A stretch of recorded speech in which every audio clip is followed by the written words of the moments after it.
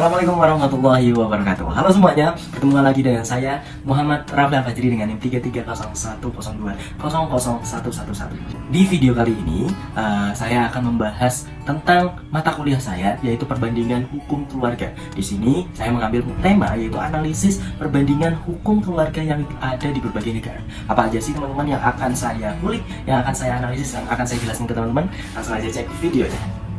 Oke, sebelumnya kita bahas dulu mengenai hukum keluarga. Apa sih teman-teman hukum keluarga tersebut? Hukum keluarga merujuk pada seperangkat norma hukum yang mengatur hubungan antara anggota keluarga, baik dalam konteks pernikahan, perceraian, hak dan kewajiban orang tua terhadap anak-anak mereka, serta hal-hal terkait lainnya. Hukum keluarga berbeda-beda pastinya di setiap negara, karena dipengaruhi oleh nilai-nilai budaya, agama, dan tradisi masyarakat setempat. Jadi hukum keluarga di setiap negara pasti beda-beda teman-teman. Nah, makanya dari itu saya akan membandingkan bagaimana sih perbedaan dari hukum-hukum keluarga yang berada di negara-negara.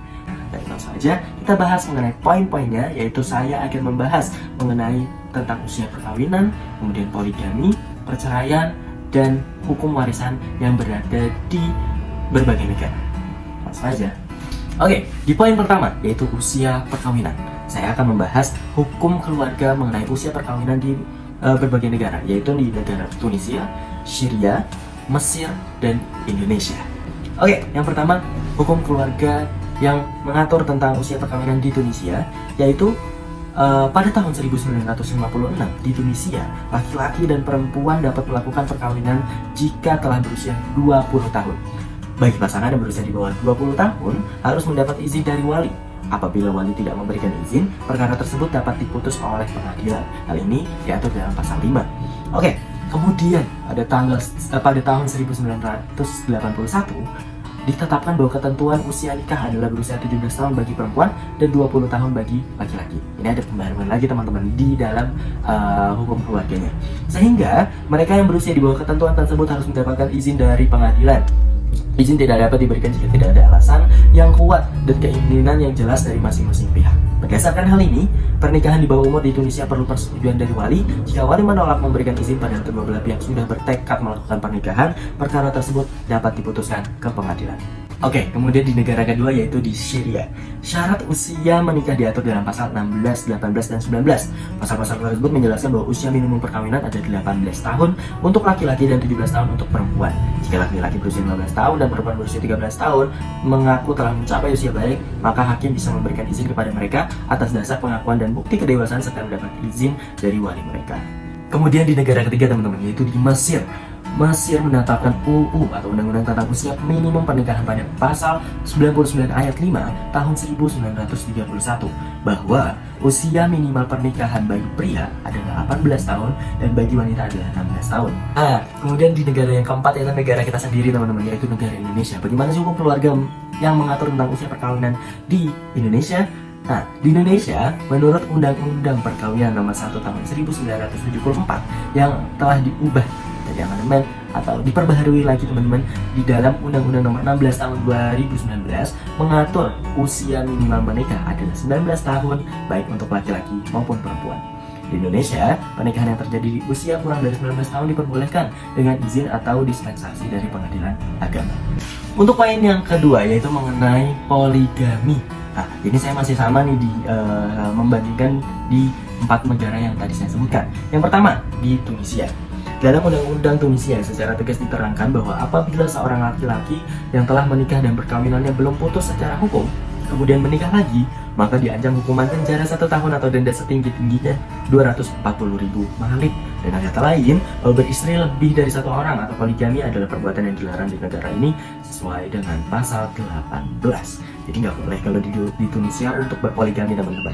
Lanjut lagi di negara Syria mengenai hukum poligami. Dalam hal poligami, Undang-Undang Suriah tidak tegas melarangnya. Persoalan poligami diatur dalam pasal 17 yang pada mulanya berbunyi hak poligami bagi suami diperbolehkan asalkan suami dapat membuktikan bahwa dia mampu untuk memberi biaya hidup kepada istri.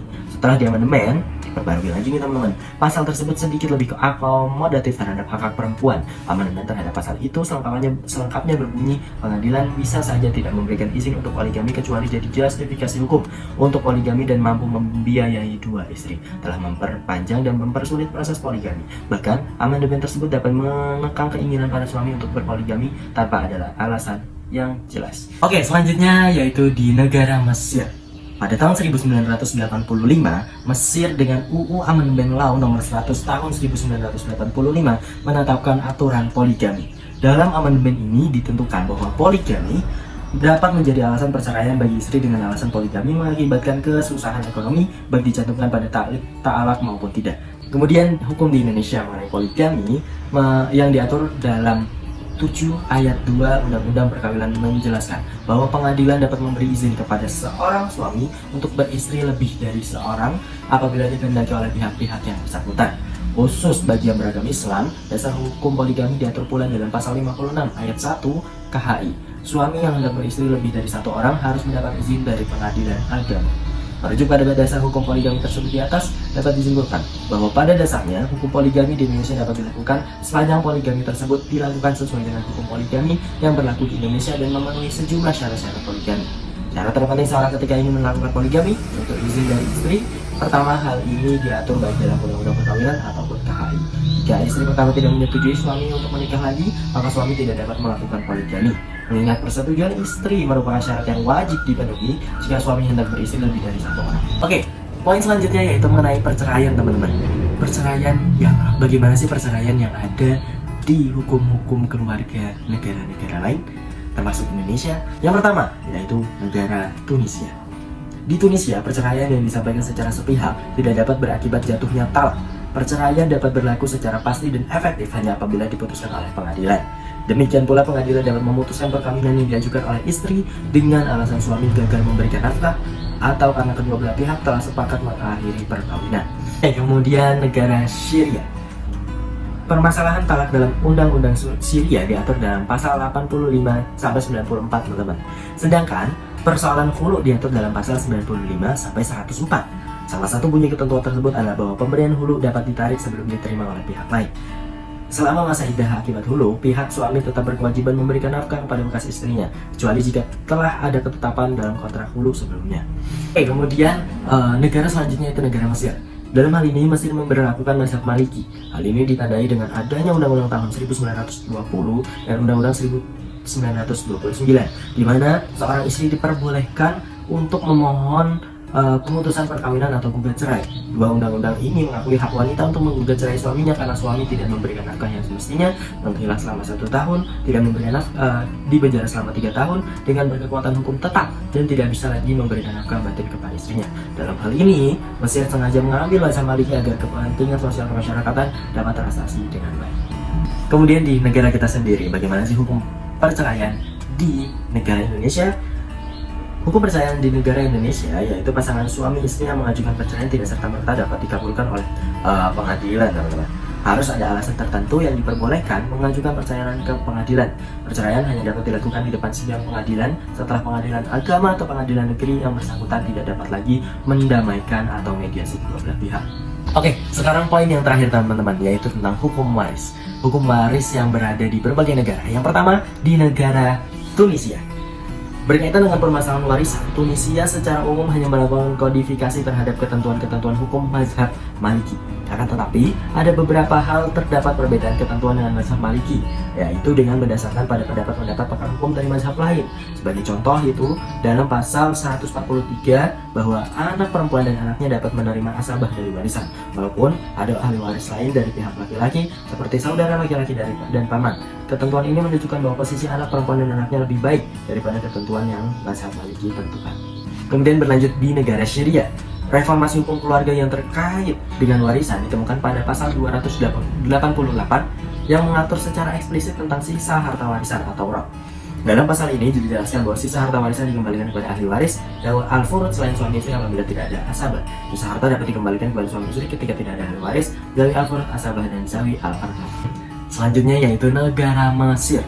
Dalam pembaharuannya, Mesir telah menghasilkan 2 perundang-undangan, teman-teman, yaitu Undang-Undang Nomor 77 tahun 1943 tentang kewarisan intestato, yaitu berdasarkan kedudukan ahli waris, dan Undang-Undang Nomor 71 tahun 1946 yaitu tentang kewarisan testamentari atau berdasarkan wasiat dan pemberian. Kedua undang-undang ini disusun berdasarkan pada prinsip-prinsip hukum tentang kewarisan dan wasiat yang sudah ada dalam kitab fikih. Selain itu, kedua undang-undang ini juga telah mengenalkan beberapa ketetapan baru untuk kepentingan ahli waris tertentu yang dalam kitab fikih hanya memperoleh bagian sedikit atau tidak memperoleh bagian sama sekali. Yang terakhir teman-teman, yaitu di Indonesia, hukum keluarga di Indonesia yang mengatur tentang warisan bagaimana sih? Oke, di Indonesia ada 3 jenis hukum waris yang digunakan dalam pembagian warisan, yakni hukum waris Islam, hukum waris adat, dan hukum perdata atau KUH Perdata. Pembagian harta waris menurut hukum perdata atau KUH Perdata merupakan cara pembagian waris yang umumnya dilakukan oleh mereka yang bukan beragama Islam. Jadi, kalau orang Islam di Indonesia kebanyakan memakai hukum yang diatur oleh agama Islam. Jadi seperti itu hukum yang mengatur tentang warisan di Indonesia. Oke, jadi gitu teman-teman mengenai hukum-hukum keluarga yang membahas tentang poligami, perceraian, warisan, kemudian batasan umur yang ada di berbagai negara, yaitu yang tadi saya bahas, yaitu di negara Tunisia, Syria, Mesir, dan Indonesia. Oke, jadi kalau teman-teman lihat kan dari sejarah hukum-hukum keluarga yang ada di berbagai negara tersebut, yaitu tidak lepas dari pembaharuan hukum. Oke, apalagi di hukum-hukum Islam. Kalau kalian tahu, di zaman ini pasti banyak tantangan yang kompleks di era modern ini ya teman-teman, yang telah mendorong para pembaharu-pembaharu hukum melakukan reformasi hukum. Kemudian ada 2 pola reformasi hukum di dunia Islam, khususnya, yaitu yang pertama, syariat lambat laun semakin terabaikan dari kehidupan sehari-hari seperti hukum dagang, pidana, dan lainnya untuk kemudian mengikuti hukum asing. Kedua, hukum keluarga yang dianggap sakral akan mengalami perubahan signifikan dengan jalan interpretasi ulang. Maka dari itu, para pembaharu-pembaharu hukum Islam khususnya itu melakukan reformasi hukum. Lalu, masyarakat setelah diperbaharunya hukum-hukum ini harusnya ya di negara-negara yang tadi saya sebutkan, tadi saya jelaskan, itu menerima dengan lapang untuk mengikuti hukum-hukum keluarga yang ada di negara tersebut. Baik, terima kasih teman-teman atas menonton video ini. Mohon maaf jika ada salah-salah kata dari saya. Kurang lebihnya mohon maaf. Wabillahi taufiq walhidayah. Wassalamualaikum warahmatullahi wabarakatuh. Bye.